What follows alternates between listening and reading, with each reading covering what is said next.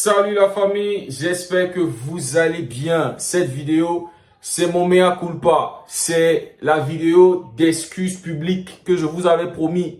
J'avais dit que si Rafinha répond présent face au Bayern et face au Real Madrid, j'allais publiquement lui faire les excuses. Voilà, parce que nous tous, on était encore convaincus que Rafinha répond lors des petits matchs. Mais est-ce qu'il sera présent? Est-ce qu'il va répondre face au Bayern, face au Real Madrid?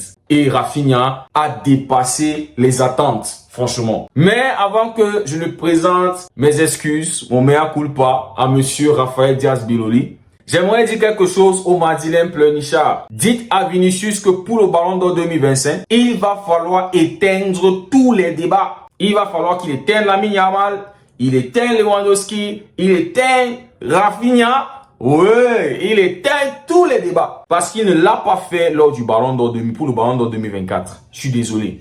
Tu remportes 3 trophées. Celui qui a pris le Ballon d'Or, Rodi, remporte 4 trophées. Tu marques 26 buts, toutes compétitions confondues. Et Rodi marque, je crois, 14 buts. Tu marques 15 buts en championnat et Bellingham met 20 buts. Franchement, les amis, il n'a pas écrasé le débat. Quand c'était Messi écrasait les débats. Les gens ils disent, oh, en attendant, quand ça sera Lamine Yamal et tout. Moi, je crois que quand ça sera Lamine Yamal, il va vous éteindre tous. Il va mettre, c'est-à-dire, il va mettre tout le monde d'accord. Le problème, c'est que tout le monde n'était pas d'accord sur Vinicius. Et je vais toujours vous rappeler Lautaro Martinez. 25 buts en championnat. Le meilleur joueur de son championnat. Si tu enlèves la Champions League, est-ce que vous donnez le ballon d'or à Vinicius? Soyez honnête, enlevons la Champions League, supprimons la Champions League. Est-ce que vous donnez le ballon d'or à Vinicius? Vinicius, c'est la Champions League. Nous sommes tous d'accord. Et Champions League, tout le monde, je pense, la compétition le plus médiatisée, le plus vu et tout qui attire. Et le Real Madrid aussi. Voilà. Donc, si tu supprimes Champions League, tu n'as pas de Vinicius 2024. Donc, pour gagner le ballon d'or prochainement, pour qu'on ne soit plus dans les vol, machin et tout, éteindre les débats. Mais tout le monde, c'est-à-dire, quand viennent en championnat, irréprochable. Champions League, irréprochable. Sélection, si c'est une année où il y a les compétitions internationales, que tu aies éteint les débats même en sélection. Mais tu ne l'avais pas fait. Maintenant, les amis, Rafinha, tonton, papa, grand-père, cousin, frère, je te demande les excuses. Et au nom de tous les Barcelonais, on te demande les excuses pour le début de saison que tu ne fais. Triplé face au Bayern, but face au Real Madrid, but humiliant en fait. L'humiliation que tu as infligée à Louni, le dernier but franchement, le baptême que tu lui fais, on dirait qu'il était allé à l'église pour se faire baptiser. Tu le baptises et tu montres à Mbappé en plus comment est-ce que ça s'est fait. Gars, passe décisif pour le golasso de Lamine Yamal, étant capitaine en plus. Franchement Rafinha, s'il te plaît, je vais te donner, c'est-à-dire je vais épouser une femme, je te donne, tu me fais un garçon, comme ça il soit footballeur. Les amis, la saison prochaine, Rafinha sera nominé au Ballon d'Or, je ne sais pas si vous en rendez compte. Il sera un candidat pour le Ballon d'Or. Et moi, je souhaite que cette saison, déjà son début de saison, franchement, faut en parler un peu les gars. Il passe de Toka à héros. De Toka à héros. D'un joueur qui était déjà qu'on voulait le voir partir. Un joueur qu'on peut dire qu'il était presque à la porte parce qu'il avait 100 millions sur sa tête. Et nous tous, on a dit, mettons-le dehors, on achète Nico Williams. Je pense que ça allait être la plus grosse erreur de la saison, la première grosse erreur de la saison du Barça si on avait vendu Rafinha. Parce que regardez l'activité de Rafinha dans cette équipe. Est-ce que Nico Williams serait capable de faire ce que Rafinha fait actuellement au Barça? Soyons honnêtes. Ce joueur qui est au service du collectif. C'est-à-dire, il aide tout le monde partout, dans tous les postes, défensivement, au milieu, offensivement. Est-ce que Nico Williams allait nous faire ça? Nico Williams, c'est un ailier, puis il reste là-bas. Oui, il peut souvent venir faire récupérer quelques ballons, mais les amis, Rafinha à gauche, droite, au milieu, c'est-à-dire, à l'axe, au milieu, en défense, partout il y a Rafinha. C'est lui qui est le moteur de l'équipe. Je vous dis que ça allait être la plus grosse bêtise du Barça si on avait vendu ce joueur. Si on avait déjà si on l'avait déjà envoyé en pré-retraite en Arabie Saoudite. Et là, Rafinha mérite qu'on lui demande des excuses parce que il lui fallait le bon coach. Rafinha nous montre qu'il est un oiseau.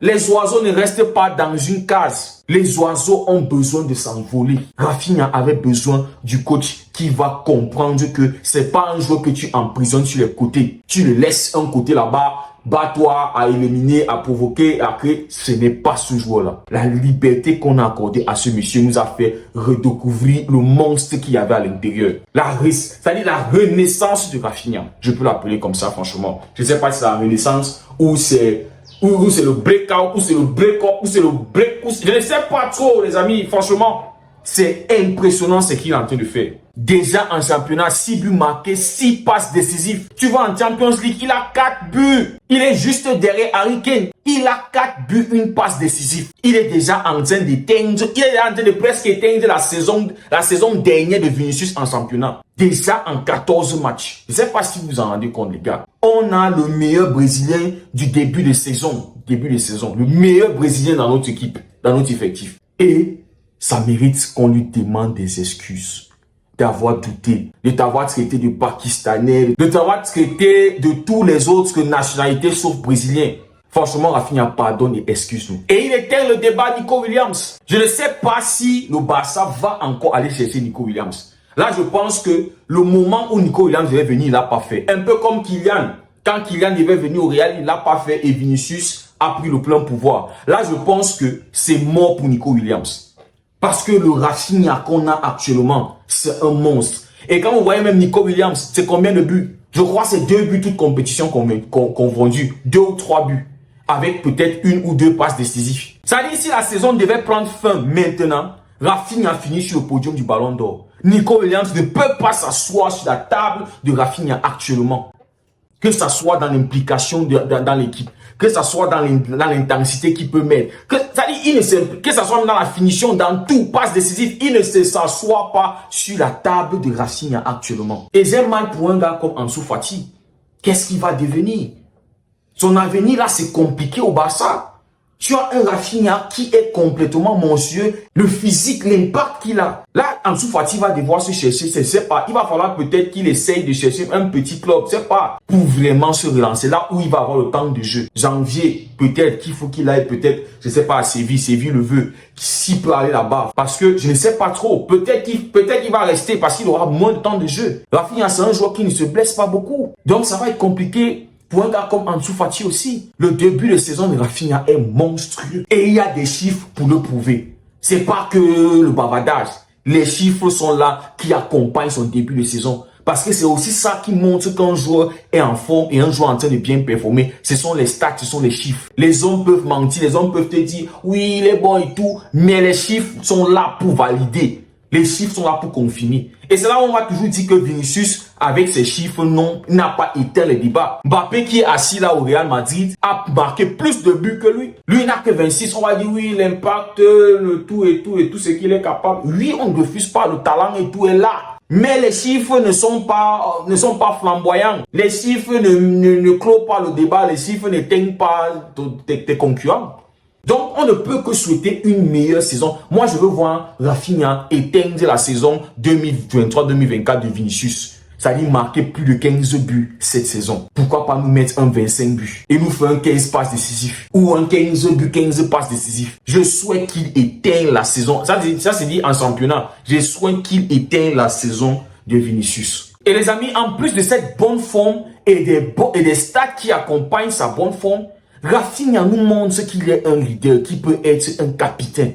Rafinha nous montre cette maturité-là qu'il a aussi. Ce joueur qui est capable de se mettre au service, d'écouter, d'apprendre, d'être humble. Pour moi, c'est ça qui fait le grand homme qu'on est en train de voir aujourd'hui. Cette humilité-là à apprendre, des petits comme des grands. Ça dit, Rafinha, la transformation, elle est juste énorme. On a du mal à reconnaître le Rafinha qu'on a connu la saison dernière.